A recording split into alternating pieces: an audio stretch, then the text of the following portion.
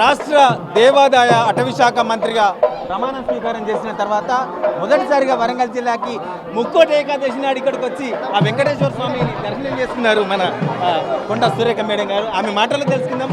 Madam, మీరు ప్రమాణ స్వీకారోత్సవం చేస్తున్న సమయంలో ఎలా అనిపించింది?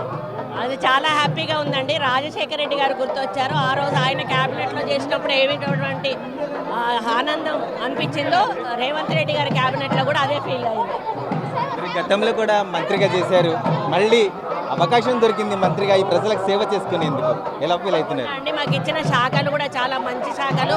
పర్యావరణం, ఫారెస్ట్ ప్లస్ ఎండోమెంట్, దేవుడికి సేవ చేసుకునే అవకాశం వచ్చింది, ప్రకృతిని కాపాడుకునే అవకాశం వచ్చింది. ఈ అవకాశాన్ని తప్పకుండా సద్వినియోగం చేసుకుని నాకు శాఖలలో మంచి ఆలోచనతోటి ప్రజలకు మంచి మేలు చేస్తూ ముందుకెళ్తాం. మీ ప్రభుత్వం ఏర్పడి 15 రోజులు కూడా కావటం లేదు, కానీ అప్పటికే 30 దాడులు జరుగుతూ ఉన్నాయి. దాన్ని ఎలా చూస్తుంది? అంటే వాళ్ళకు ఇలాంటి అసహనం ఉంది, ఫ్రస్ట్రేషన్ ఉంది. 10 సంవత్సరాల పరిపాలన నుంచి ఒకటేసారి వాళ్ళని ప్రతిపక్షంలో కూర్చోబెట్టుకుంటే తట్టుకోలేక పార్లమెంటును దృష్టిలో పెట్టుకొని, ఆ ఎన్నికలను దృష్టిలో పెట్టుకొని మా మీద బురద జల్లే ప్రయత్నం చేస్తూ ఉన్నారు.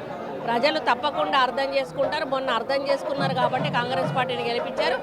వాళ్ళు చేస్తున్న ఇప్పుడు అవి ఆరోపణలను కూడా వాళ్ళు అర్థం చేసుకొని పార్లమెంట్లో కూడా మమ్మల్ని మెజార్టీ సీట్లతో గెలిపిస్తారు. ఇవాళ శ్వేతపత్రం విడుదల చేశారు. వారు కూడా దానికి ప్రతిగా మరో పత్రాన్ని విడుదల చేయడానికి ప్రయత్నాలు చేస్తున్న పరిస్థితి ఎలా చూడండి? మేము ఇచ్చింది వాళ్ళ గవర్నమెంట్లో చేసిందే కదా, వాళ్ళు చేయడానికి ఏముంది? అదే సేమ్ ఉండాలా? దాంట్లో మార్పులు చేర్పులు చేస్తే వాళ్ళు తప్పులో పడ్డట్టు అవుతుంది. అంతే.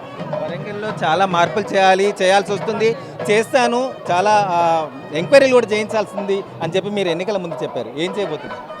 ఇంకా మేము రివ్యూలు పెట్టుకోవడానికి, రివ్యూలు పెట్టాక మా దృష్టికి ఏదొచ్చినా కూడా వాటి మీద సరైన ఆరోపణలు ఉంటే వాటిని ఎంక్వైరీ చేయించి చర్యలు తీసుకుంటాం. ఇవాళ చూస్తున్న మొత్తానికైతే కొండ సురేఖ ప్రమాణ స్వీకారోత్సవం చేసిన తర్వాత మొదటిసారిగా వరంగల్కి వచ్చి ఇక్కడ వెంకటేశ్వర స్వామి టెంపుల్లో దర్శనం చేసుకున్నారు. అయితే ప్రభుత్వాన్ని అడ్డుకట్టు వేయడానికి ఎన్నో ప్రయత్నాలు చేస్తున్నారు, కానీ ఈ ప్రభుత్వం ఎదుర్కొంటుంది. ఇవాళ వరంగల్ తూర్పు లోపల కూడా చాలా మార్పులు చేయాల్సిన అవసరం ఉంది. దాని మీద కూడా దృష్టి సారించి మా పాలన సామర్థ్యాన్ని చూపిస్తామని చెప్పి కొండ సురేఖ చెప్తున్న పరిస్థితి.